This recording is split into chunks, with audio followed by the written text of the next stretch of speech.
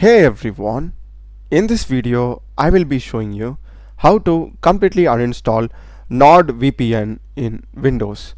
So let's get started. First thing, just go to search and type control. We will be having this control panel. Open it, click on programs and then programs and features. Here just search for Nord. We'll be having the things that got installed associated with NordVPN. Just right click and uninstall. Select yes